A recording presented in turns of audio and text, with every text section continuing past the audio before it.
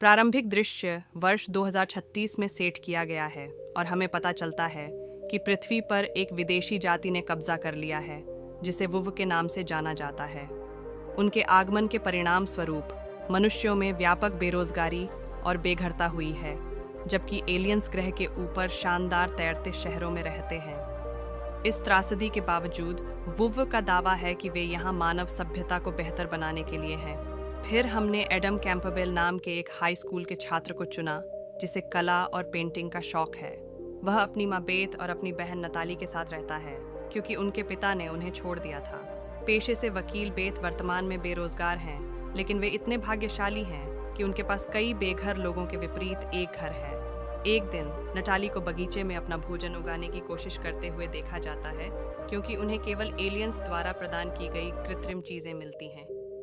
इस बीच एडम आकाश का एक दृश्य चित्रित करने की कोशिश कर रहा है, लेकिन उसी समय एलियंस के तैरते हुए शहर उनके स्थान के ठीक ऊपर पार्क हो जाते हैं, जिससे दृश्य पूरी तरह से अवरुद्ध हो जाता है। स्कूल में एडम को अपनी अंतिम अंग्रेजी कक्षा में भाग लेते हुए देखा जाता है, जिसके दौरान छात्रों को एक उपकरण दिया जाता है जो उनके दिमाग से जुड़ता है और वे एलियंस की प्रस्तुति देखते हैं। प्रस्तुति के बाद अंग्रेजी शिक्षक ने अपनी जबरन सेवानिवृत्ति की घोषणा की क्योंकि एलियंस चाहते हैं कि मनुष्य वुव संस्कृति को अपनाएं और मानव श्रम को मशीनों से बदल दें। इस तरह स्कूल शिक्षकों पर पैसा बर्बाद नहीं करता है। बाद में एडम ने अपनी कला कक्षा में क्लो नामक एक नए छात्र को देखा। ऐसा लगता है कि वह उसकी ओर आकर्षित हो गया है और परिणाम स्वरूप वह बातचीत शुरू कर देता है। एडम को पता चला कि क्लो का परिवार बेघर है और वे एक पुल के नीचे रह रहे हैं। कक्षा के बाद दोनों बाहर निकल रहे थे, तभी वे गोली की आवाज़ सुनकर चौंक गए।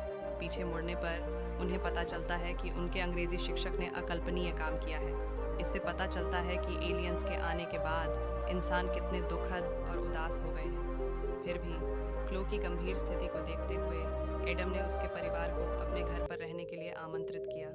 रात्रिभोज के दौरान क्लो के पिता श्री मार्श भोजन के लिए बेथ का आभार व्यक्त करते हैं और नौकरी मिलने पर किराया देने का वादा करते हैं। बेथ किराए के उल्लेख से आश्चर्यचकित हो गई क्योंकि उसने सोचा कि वे केवल रात के लिए रुके थे। जवाब में एडम ने बताया कि उसने क्लो से वादा किया था कि जब तक उन्हें ज़रूरत हो वे उनके बेसमेंट में रह सकते हैं।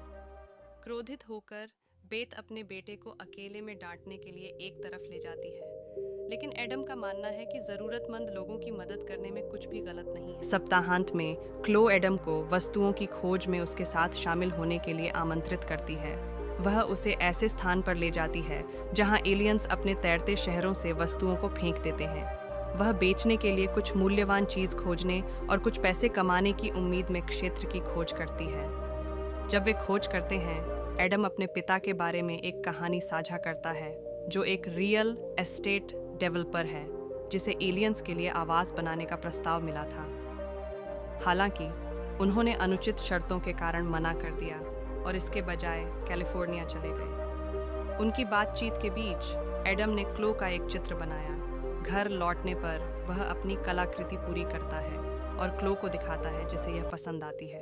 उनकी बातचीत अंततः एक रोमांटिक मोड़ ले लेती है और जैसे ही वे चुंबन करने वाले होते हैं, क्लो के पिता उन्हें बीच में रोकते हैं। कुछ गड़बड़ महसूस होने पर वह पर्दा खुला रखता है और उन्हें किसी भी निजी गतिविधियों में शामिल होने से रोकता है।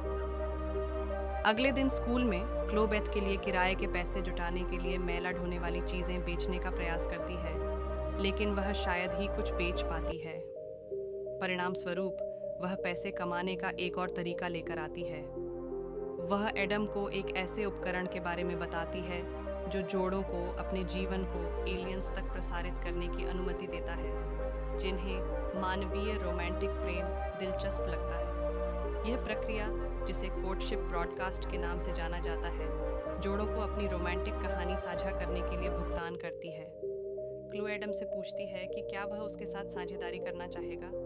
एडम झिझकते हुए कहता है कि वह गोपनीयता पसंद करता है और यह महसूस करना असहज है कि कोई उसकी लव लाइफ में झांक रहा है। हालांकि क्लो इस बात पर जोर देती है कि सब कुछ स्वाभाविक रहेगा और अंततः एडम को मना लिया जाएगा। उस दिन के बाद से दोनों एलियंस को प्रसारित करते हुए अपने रोमांटिक रिश्ते की शुरुआत करते हैं। वे अपने एक सहपाठी से इसका अनुवाद करने के लिए कहते हैं। तभी उन्हें पता चलता है कि वे प्रसारण कंपनी के मुकदमे का सामना कर रहे हैं। मामले पर चर्चा करने के लिए उन्हें एक उड़ने वाली बस में तैरते हुए शहरों में से एक में ले जाया जाता है। आगमन पर उन्हें गोल्फ कार्ट में एक व्यक्ति द्वारा उठाया जाता है। उन्हें यह जानकर आश्चर्य हुआ कि पराये शहर में इंसान भी काम करते हैं।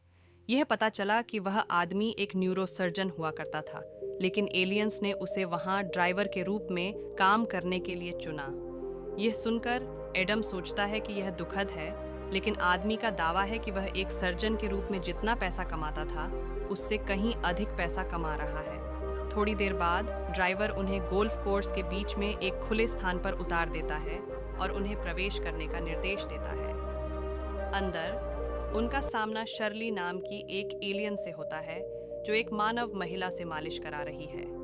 एलियन अपनी हथेलियों को रगड़ने से उत्पन्न ध्वनि के माध्यम से संचार करता है और एक कंप्यूटर इसे मानव भाषा में अनुवाद करता है। शर्ली ने उन पर अपने दर्शकों को धोखा देने का आरोप लगाया, क्योंकि वे अब प्यार में नहीं हैं। दोनों को आश्चर्य होता है कि क्या शर्ली उनकी छिपी हुई भावनाओं को पढ़ सकती है, जिस पर वह बताती है कि वर्षों तक मानवीय भावनाओं के अध्ययन ने एलियंस को हृदय और जैविक परिवर्तनों के मामलों को समझने में सक्षम बनाया है। शर्ली की मांग है कि वे अपने प्रसारण के माध्यम से कमाए गए सारे पैसे चुका दें या मुकदमे का सामना करें, जिससे उन पर 6 पीढ़ियों तक भारी कर्ज का बोझ पड़ेगा। इतना कर्ज वहन करने में असमर्थ क्लो एक विकल्प प्रस्तावित करती है। वे प्रसारण जारी रख सकते हैं, लेकिन एक अलग भागीदार के साथ। यह हृदय विदारक सुझाव एडम को गहराई से प्रभावित करता है, लेकिन शर्ली इसे स्वीकार कर लेती है। वापस जाते समय एडम अपने निर्णय के लिए स्पष्टीकरण मांगता है।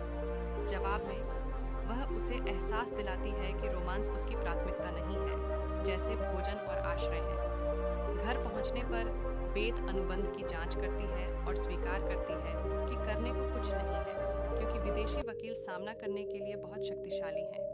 हालांकि वह इस बात से चिंतित है कि कानूनी कार्रवाई से उसके बेटे को संभावित नुकसान हो सकता है, इसलिए वह कोई अन्य रास्ता निकालने के लिए शर्ली से मिलने का फैसला करती है। वहां पहुंचकर बेथ अपने बेटे की गलती स्वीकार करती है, लेकिन फिर भी वह मामले को एक अलग नजरिए से पेश करने की कोशिश करती है। वह बताती है कि प्यार के विभिन्न रूप होते हैं, जो एक माँ के अपने बच्चों के प्रति प्यार को सबसे शक्तिशाली में से एक के रूप में उजागर करता है। यह जानते हुए कि शर्ली का एक बच्चा भी है, बेथ कहती है कि उसे समझना चाहिए। अंततः शर्ली एक शर्त के तहत एडम और क्लो पर मुकदमा नहीं करने के लिए सहमत हो गई, यदि उसका बेटा अस्थायी रूप से मनुष्यों के साथ संबंध बनाता है। घर लौटने के बाद बेथ ने अपने बच्चों को सूचित किया कि शर्ली का बेटा उनके साथ रहेगा और वह कुछ समय के लिए उसकी पत्नी के रूप में काम करेगी। एडम और नताली इस तथ्य को पचा नहीं पा रहे हैं कि उन्हें एक एलियन को अपने परिवार का हिस्सा मानने की ज़रूरत होगी, लेकिन उनके पास कोई अन्य विकल्प नहीं है। अगले दृश्य में बेथ लोगों के एक छोटे समूह के सामने एलियन से शादी करती है। विवाह समारोह के दौरान क्लो को किसी अन्य व्यक्ति के साथ प्यार का इजहार करते देख एडम और भी अधिक निराश हो जाता है। शादी के बाद एलियन एक साथ रहना शुरू कर देते हैं, जिसका एडम और नताली को विशेष आनंद नहीं मिलता। एक दिन स्कूल में क्लो एडम से बात करने की कोशिश करती है और उसकी भलाई के बारे में चिंता व्यक्त करती है। हालांकि एडम, जो बहुत आहत है, सुनने से इनकार कर देता है और चला जाता है। जब वह घर पहुंचता है तो एलियन उसका स्वागत करता है और गले लगाने के लिए कहता है। एडम ने रूखेपन से जवाब दिया, जिससे उसकी माँ को डांट पड़ी। उस रात बाद में एडम एक आवाज़ से जाग गया। वह एक बल्ला पकड़ लेता है और सावधानी से जांच करने के लिए सीढ़ियों से नीचे उतरता है, लेकिन उसे पता चलता है कि उसके जैविक पिता